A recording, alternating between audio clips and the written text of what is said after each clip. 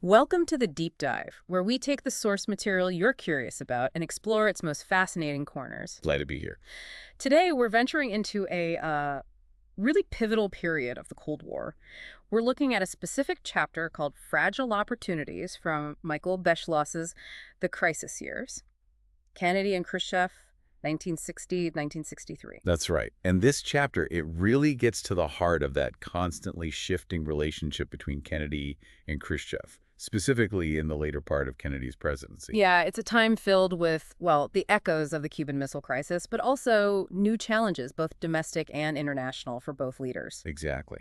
Fragile opportunities, as the title suggests. Moments of potential progress alongside persistent dangers. And the listener who suggested this source wanted us to really focus on, Kennedy's political strategies, the U.S.-Soviet dynamic, diplomatic moves, those big crises, Berlin, Vietnam, Cuba, they always loom large. And Beschloss's analysis, too, how he interprets these events. Right. So our goal is to give you a clear, detailed picture of this crucial time. Okay, let's dive in.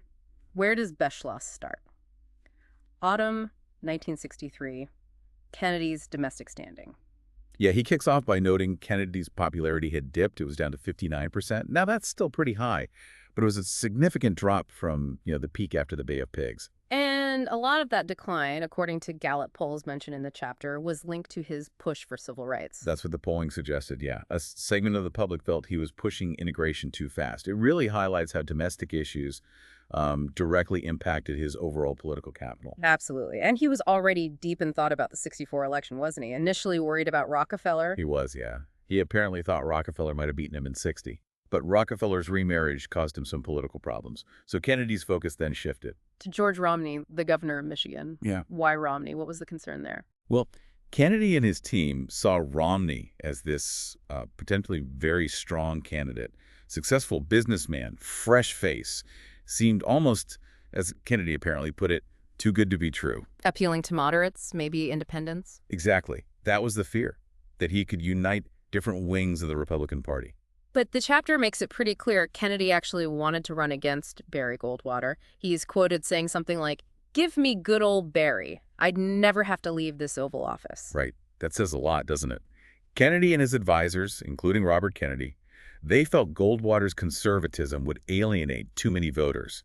They thought he might even self-destruct politically. So the strategy was almost to subtly boost Goldwater while downplaying Romney, to get the opponent they preferred. It seems that way, based on Beschloss's account. They thought Goldwater was the easier path to re-election. And winning big wasn't just about staying in office. He wanted a mandate, right?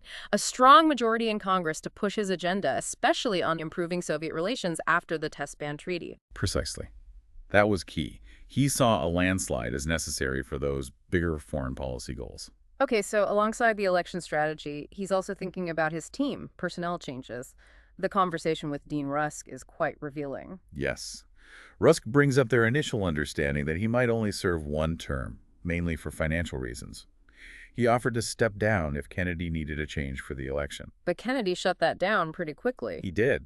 Told Rusk not to mention it again, praised his value, his guts, especially during tough times like the missile crisis. Kennedy clearly valued Rusk's loyalty and steadiness. But even so, Kennedy was apparently musing about a second-term shuffle, moving McNamara from defense to state. What was the thinking there? It's interesting. The idea, as Beschloss presents it, was that McNamara's firm grip at defense was vital in the first term for controlling the military. But in the second term, maybe moving him to state could centralize control over diplomacy itself. A different kind of control. Meanwhile, Averell Harriman, fresh off the test ban success, thought he was in the running for Secretary of State. Apparently so, yes. He felt he'd earned it after that diplomatic win. And then there's Robert Kennedy. He wanted the job too. He expressed interest, yes. And President Kennedy knew it could definitely boost RFK's chances for a presidential run in '68. He acknowledged that privately. But the whole dynasty issue was a concern. A major concern. The public perception, the accusations of too much family power, that gave him pause. Definitely in the short term. But by the fall of '63, he was talking more openly about Robert's '68 prospects. He asked Charles Bartlett what he thought. Yeah, Bartlett recalled Kennedy seemed a bit apprehensive about a potential Kennedy versus LBJ fight for the nomination in '68. Not something he relished. And there was maybe a feeling Robert was pushing too hard. Charles Spalding suggested the president felt RFK was perhaps overly ambitious, maybe a bit too aggressive in pursuing his political goals. Okay, now here's a real curveball Beschloss throws in. Kennedy apparently discussed with Philip Graham of the Washington Post the idea of McNamara running for president in '68. That one does seem surprising, right? McNamara, a Republican, no real election experience. So what was the logic? Kennedy apparently admired McNamara's competence, his administrative focus, his incorruptibility. He thought those were key qualities for a president. And maybe McNamara could be a bridge, a one-term president, perhaps with RFK as VP, paving the way for Robert later. That's one interpretation Beschloss suggests. Robert Kennedy himself later said the missile crisis really showed his brother how crucial strong executive leadership was, and they saw that in McNamara. But not everyone in the inner circle bought it. Definitely not. Yeah. Tip O'Donnell, a loyal Democrat, thought the idea was heresy. He doubted Kennedy was serious about handing power to a Republican newcomer. O'Donnell felt Kennedy was starting to see some flaws in McNamara's political judgment by late '63 anyway. Right. Okay, let's shift gears. Another major thing happening that fall was the Soviet grain purchase. This sounds like it started from a place of real need for the Soviets. Absolutely. A terrible harvest in the Soviet Union due to drought. Khrushchev basically told the Presidium, it's either risk starvation, like under Stalin, or buy grain from the West. A stark choice. So Agriculture Secretary Freeman tells the cabinet the Soviets are interested, and George Bundy lays out the potential upsides for the U.S. Yeah, Bundy argued selling wheat wouldn't actually dent the U.S. surplus much, but it would create jobs farming, shipping, help the balance of payments, and cut down on those huge grain storage costs. Plus, other Western countries were already trading grain with the Soviets. Right. He made that point, too. It wasn't unprecedented. So there was support. Sell non-military goods. Sounds reasonable. But politically, it was tricky. Worries about ethnic voters in '64. Big worries. O'Donnell and O'Brien, Kennedy's political guys, were very concerned. They thought German Americans, Polish Americans, Irish Catholics groups with strong anti-communist feelings would react badly. And O'Donnell even pushed Kennedy to talk to Lyndon Johnson about it, knowing Johnson would probably oppose it? Yes. Despite their sometimes tense relationship, O'Donnell wanted Johnson on the record, maybe. And Johnson, being Johnson, played it cagey in public. Very cagey. Didn't want to take a public stance that could hurt his VP chances. But privately, he told O'Donnell he thought the sale would be the worst political mistake Kennedy could make. Freeman mentioned Kennedy himself was very nervous about the politics. And there was a legal hurdle, too, a congressional amendment from the Berlin crisis era. Right. That amendment basically banned subsidized sales to unfriendly nations. Robert Kennedy apparently said just ignore it. He reportedly did, but the president was reluctant. Didn't want to look like he was bending rules to help the Soviets. So they needed a deal to get Congress and the unions on board. The solution involved American ships. That was the key compromise, worked out with Mansfield and Humphrey. All the grain had to be shipped on U.S. flag vessels. Surprisingly, the Soviet ambassador Desertin agreed. But then the whole thing almost fell apart because U.S. shipping was so expensive. Exactly. The Soviets hadn't factored in the much higher cost of American freight. It made the wheat almost unaffordable. Kennedy and Sorensen apparently joked about some Soviet official just nodding it through without checking the price tag. Huh. So how did they fix it? The solution was to sell them a lot of hard durum wheat. The U.S. had a huge surplus of that specific type, which meant it came with a large government subsidy. That subsidy basically offset the high shipping costs. So it worked out in the end. But Freeman's comment that politics almost jammed it up really sums it up. Lots of hurdles. Domestic and international, yeah. Yeah. It was complicated. Okay, let's talk Berlin. Always a flashpoint. What was the situation like in the fall of '63? Well, Rusk met Gromyko in New York in early October. Rusk called Berlin their #1 point of confrontation, but he also admitted tensions were way down compared to the missile crisis period. And things had actually stabilized a bit. Less immigration from East Germany, more trade between West and East Germany. Somewhat, yeah. Beschloss notes those points. But Gromyko was still hammering the usual Soviet complaints, West Germany blocking a final peace treaty.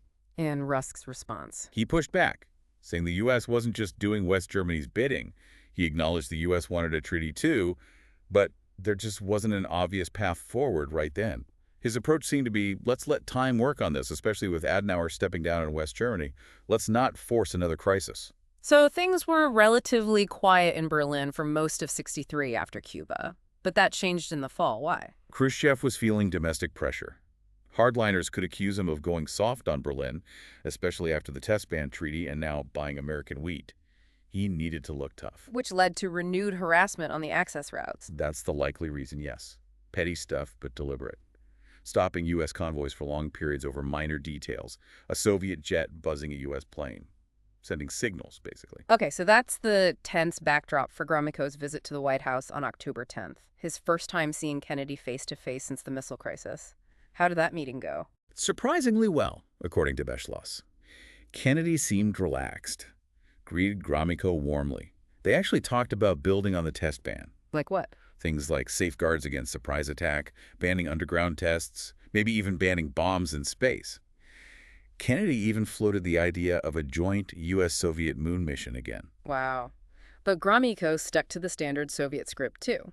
More trade, German peace treaty, non-aggression pact. Oh, yes. Those are still on the table from their side. And Kennedy, did he offer anything concrete? He mentioned planning to flatten the defense budget increase, suggesting the Soviets could do the same, though he admitted inspection was still the big hurdle. He also told Gromyko the U.S. planned troop reductions in Europe in '64 and hoped the Soviets would reciprocate. Any common ground? They both praised Kennedy's American University speech and agreed preventing a direct clash was paramount. They acknowledged the positive step of Soviet troops leaving Cuba, though issues remained, and both wanted to avoid more incidents on the Berlin routes. Okay, so the White House meeting sounds cautiously positive.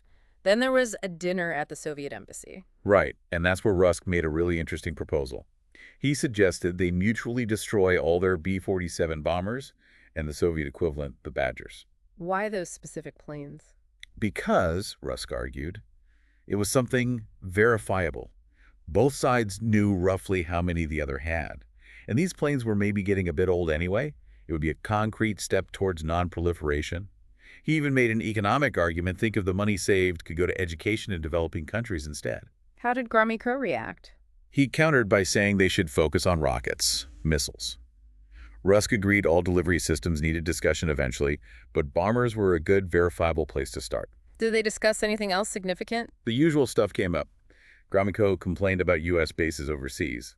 Rusk kind of cleverly suggested Gromyko ask his own defense minister how many U.S. bases had actually closed since '48. Implying the number was significant. Exactly. Gromyko also brought up nuclear-free zones. Rusk said the U.S. wasn't necessarily opposed, but only if all countries in the zone agreed freely. He pointed to Cuba and Egypt as potential roadblocks. And then Rusk brought up Israel. Yes, quite delicately. He hinted that perhaps something could be worked out regarding Israel and the Middle East. Beschloss reads this as a possible, very subtle invitation for the Soviets to maybe cooperate on preventing Israel from getting nuclear weapons. Like Harriman had tried with China earlier. Similar idea, yeah. Trying to find common ground on proliferation, even with adversaries. Which leads us directly to the Israeli nuclear program itself. Right. A very sensitive topic. Israel was building the Dimona reactor. In the Negev Desert, starting in the late 50s. And Ben-Gurion, the prime minister, was deliberately vague about its purpose. This made a lot of people, including Kennedy, suspicious. Kennedy was more skeptical about Israel than some others in his administration. Yes. Beschloss points that out. Kennedy apparently had a long-standing suspicion, unlike figures like Adlai Stevenson or Hubert Humphrey, who were generally more sympathetic. He even admired Stevenson for resisting pro-Israel pressure during the Suez Crisis years earlier. Right. And there's that comment quoted about Kennedy finding Israelis tougher than American Jews, which, well, it reveals a certain perspective. In '61-62, Kennedy tried a quiet plan about Palestinian refugees. He did. To facilitate emigration, maybe ease tensions. He had Meyer Feldman, who was Jewish, try to get Israeli buy-in, but it didn't work. And Beschloss suggests Kennedy held back from putting heavy public pressure on Israel before the '64 election because of campaign contributions. That's the implication. Yes, the political reality of needing support from Jewish donors played a role. But preventing Israel from getting the bomb was still a huge priority for him. Absolutely critical. Israel made a statement in '62 saying they wouldn't be the first to introduce nukes to the region, but that wording left a lot of wiggle room. They could still build them quickly if they felt threatened. So Kennedy pushed for inspections of Dimona. Yes. Through Feldman again. They reached a secret deal. The U.S. would give Israel Hawk anti-aircraft missiles. This was the first major U.S. military aid package to Israel in return for allowing some American inspections at Dimona. How was the missile sale justified? As a response to Soviet arms going to Egypt. So, it's framed within that Cold War context. But by the fall of '63, Kennedy wasn't satisfied with the inspections. No, he was getting irritated, felt the access wasn't sufficient, that the U.S. couldn't really be sure what was happening at Dimona. Bundy later recalled this intense focus on the Israeli program seemed to fade after Kennedy's death. Suggesting maybe a second-term Kennedy would have pushed much harder on Israeli denuclearization. It certainly raises that possibility, a potentially major policy direction that never happened. Okay, let's pivot to another escalating crisis, Vietnam. Khrushchev had a pretty grim warning for Rusk back in August '63. He did. Compared the U.S. situation directly to the French failure in Indochina. Said the U.S. might last longer, but would ultimately have to leave too. Yet, Kennedy was focusing more on Vietnam, not less, even rereading Khrushchev's old Wars of Liberation speech. Right. He saw Vietnam as a test case for that kind of conflict. Yeah. And he was also increasingly worried about China getting nuclear weapons and what that meant for the region. This led to things like the Strategic Hamlets program. Even though the Soviets were talking peace, Rusk knew they were still supplying North Vietnam. Privately, yes.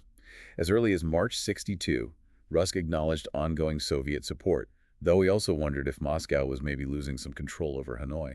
John Kenneth Galbraith, ambassador to India, urged Kennedy to stay out of a ground war. He did send a letter advising against combat commitment.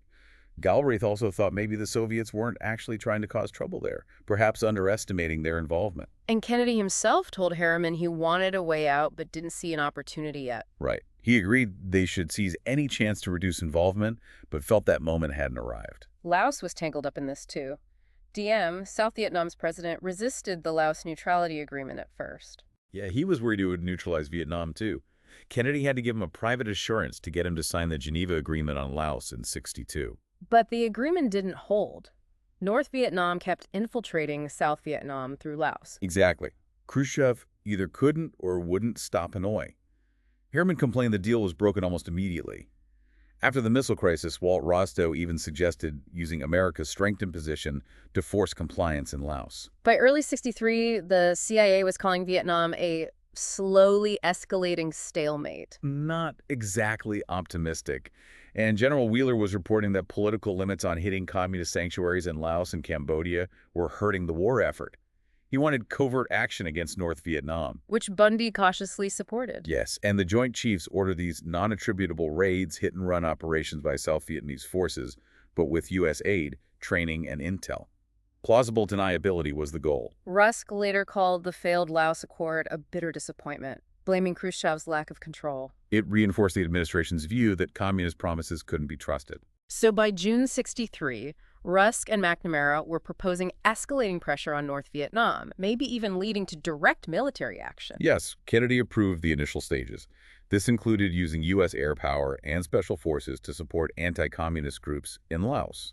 But at the same time, the situation inside South Vietnam was falling apart. Diem's government was losing support fast. Authoritarianism, corruption, nepotism. And his brother Nhu and Madame Nhu were incredibly unpopular. Deeply unpopular. Then came the Buddhist crisis in May '63. Government bans on Buddhist flags, crackdowns on protests, monks dying, that shocking self-immolation. And Madame Nhu's horrific barbecue comment. Which just poured fuel on the fire. Rusk was worried about the optics of Catholic minority persecuting the Buddhist majority.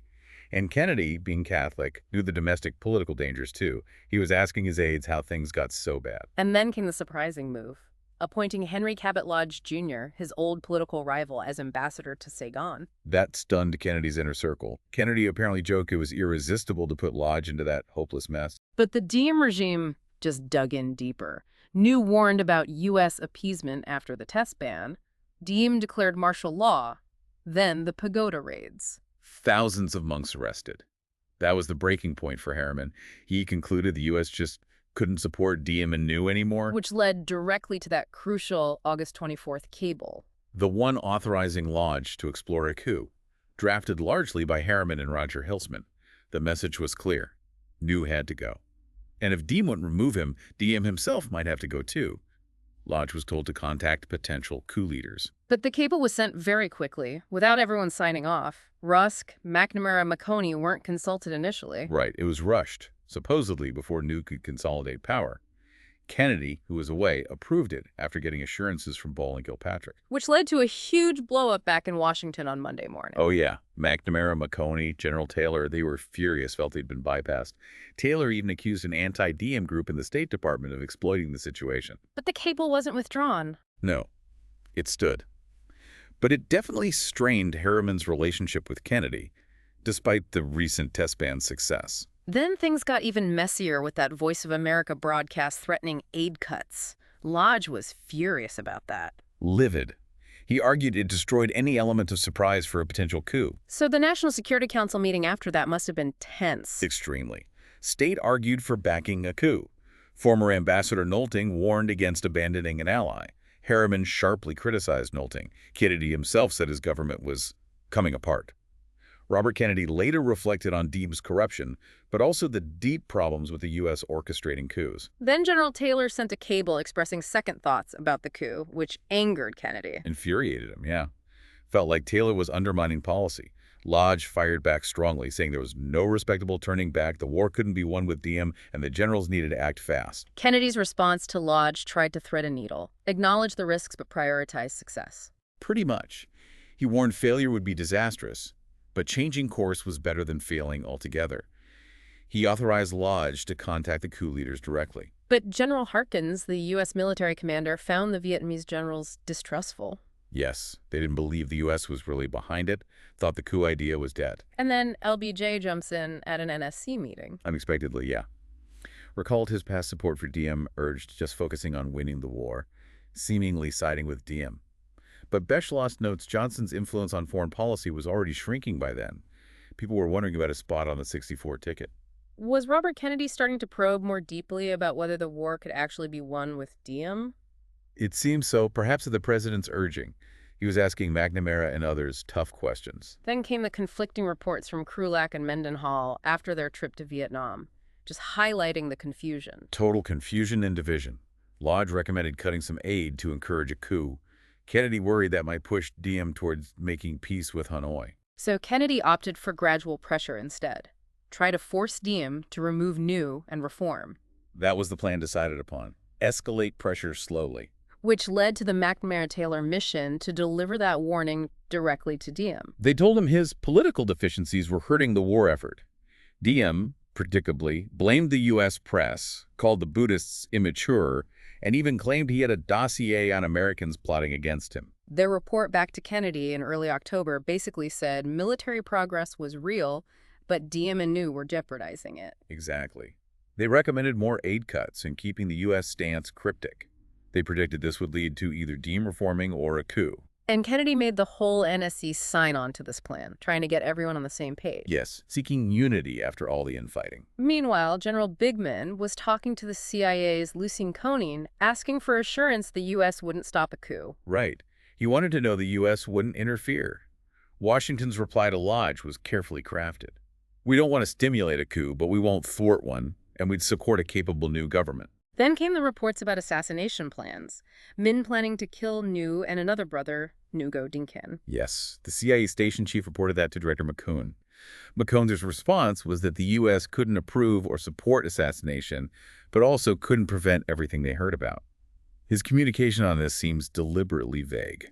Very murky territory. Then on October 29th, Lodge cables that a coup is imminent. Kennedy gets nervous. Very nervous about failure. He told Lodge to discourage it unless success looked highly likely. Lodge basically replied it was too late to stop it. Pretty much. Said the U.S. didn't have the power to delay it, and the plotters were acting selflessly. Bundy pushed back hard, saying the U.S. did have influence. He told Lodge, reject appeals for intervention, mediate if it stalls, offer asylum if it fails, but otherwise let a responsible coup proceed. So the coup starts November 1st. Lodge meets Diem one last time. Diem actually acknowledges a coup might happen. Surprisingly, yes. Meanwhile, Cone delivers cash and supplies to the coup HQ.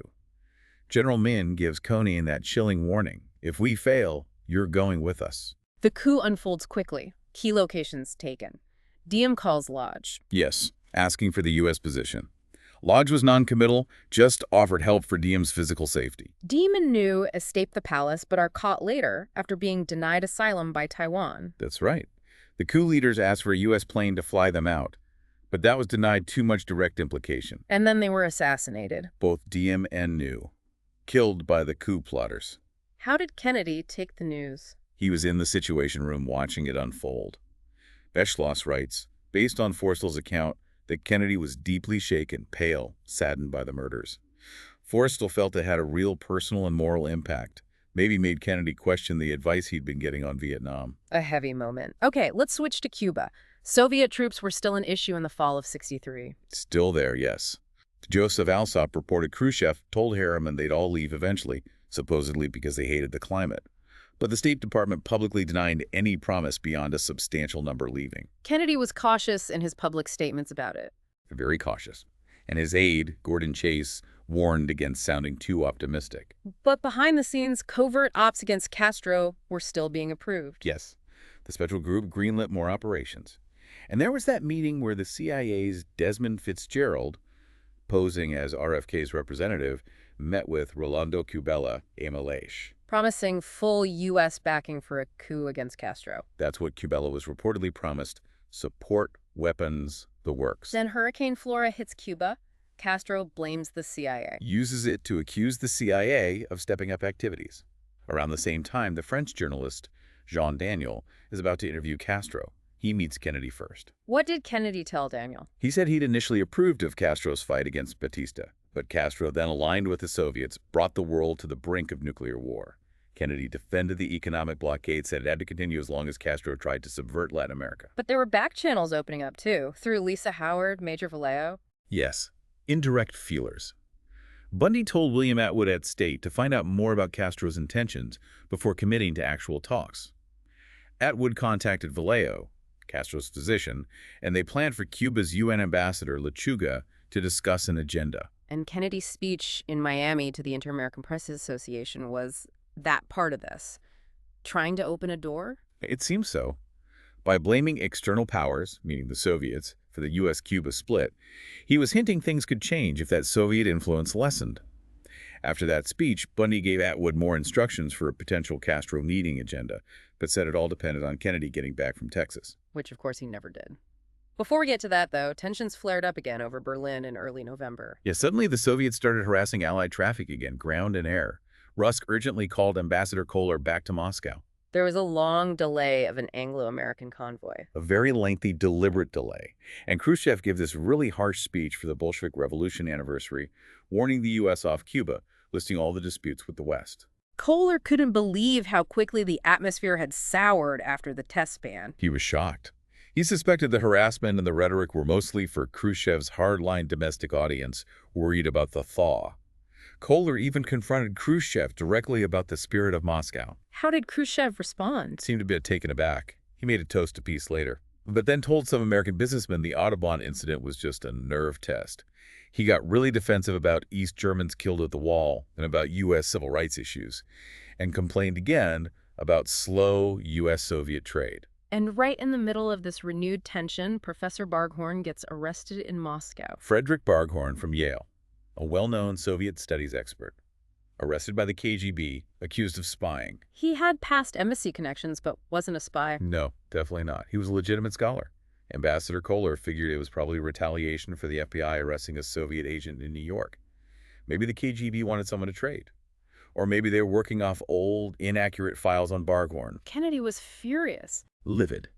Demanded immediate confirmation Barghorn was clean. Helms at CIA confirmed it. Bundy told Kohler to retaliate by canceling Soviet visas. Kohler warned the Soviets could still make the spy charge look plausible internally. Yeah, for their own people. Kohler met top Soviet officials, Zorin and Smirnovsky, stressing Kennedy's serious concern, demanding Barghorn's release. Kennedy addressed it publicly, too, at his last press conference. Affirmed Barghorn's innocence, said it was damaging relations. Kohler then snubbed a Soviet diplomatic event by sending only a junior officer. And shortly after that, Gromyko announces Barghorn is being expelled. Yes, saying Khrushchev personally decided it because of Kennedy's concern.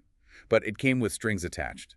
The expectation the U.S. would release the Soviet agent arrested in New York, and a warning not to publicly defend Barghorn's actions. So Barghorn was released. He was. Came home safely. Was there more to the story behind the arrest? Nasenka's defection account. Yuri Nosenko, the later defector, claimed the KGB had planned to grab an American hostage for exchange, that a KGB guy named Gribanov targeted Barkhorn specifically. Nosenko also claimed Brezhnev didn't know Barkhorn had a connection to Kennedy and that Khrushchev was shocked and angry when he found out how strongly Kennedy reacted. Interesting. So after the release, the U.S. kept it low-key. Yes, Stossel advised Bundy just to welcome him back, avoid escalating things. Kennedy sent a private thank you to Khrushchev via Dobrynin for intervening. Dobrynin apparently was surprised by how big a deal the U.S. made of it. Okay, one last crucial piece from this chapter, the unsent letter. This ended the private Kennedy-Khrushchev correspondence. Inadvertently, yes. Khrushchev had sent a letter in early October, after the test ban, suggesting they tackle other ripe issues. The State Department drafted a positive reply, optimistic but cautious about fragility. Kennedy approved it. But it never got sent. Never sent. A clerical error, a bureaucratic slip-up in the State Department, and incredibly, Bundy didn't find out until December '63, after Kennedy was gone. So Kennedy died, never knowing his reply hadn't reached Khrushchev. What might Khrushchev have thought, getting no reply? That's the worrying part. He might have seen it as a snub, a deliberate silence, maybe a sign the U.S. wasn't serious about improving relations after all. Given the Cold War paranoia and Khrushchev's own political pressures, he wasn't likely to reach out again first. So that crucial private channel just ended because of a mistake? A potentially huge consequence from a small error. It highlights the fragility Beschloss talks about. So wrapping up Beschloss's analysis here, he really paints Kennedy as juggling domestic politics and foreign policy constantly. Absolutely, that tension is always there. And the détente itself, the improved relationship, was so incredibly fragile, vulnerable to domestic pressures on both sides, vulnerable to miscommunications, like the unsent letter. And meanwhile, Vietnam and the Middle East are just getting more dangerous, more complex. Right. The chapter really foreshadows future problems. The endnotes Beschloss includes also add a lot of nuanced, different perspectives on Rusk's future, Adenauer, disagreements about Diem, Harriman's role, the long-term impact of Kennedy's Cuba statements. It shows how many different currents were flowing. So as we finish this deep dive into fragile opportunities, the main takeaways seem to be Kennedy's domestic concerns always shaping his foreign policy moves, that incredibly delicate U.S.-Soviet dance with steps forward and backward, and these escalating crises in Vietnam and the Middle East. Exactly. Those fragile opportunities for better relations were real, but so many things could and did undermine them: bureaucratic errors, political calculations, the sheer weight of the Cold War context. We've aimed to give you a really thorough look at the key events, the strategies, the diplomacy, the crises, the history, and Beschloss's analysis within this specific chapter. It's a complex but vital snapshot of that time. It really is. And it leaves you wondering, doesn't it? That final thought. How different might things have been? If that Kennedy-Khrushchev private line hadn't been broken, if the approach to Vietnam or the Israeli nuclear issue had gone differently in those crucial months, it really underscores how much history can turn on specific moments, decisions, and even accidents. We've covered the key events, political strategies, diplomatic exchanges, crises, historical context, and Beschloss's analysis within this chapter of the crisis years, providing a comprehensive understanding of this pivotal period.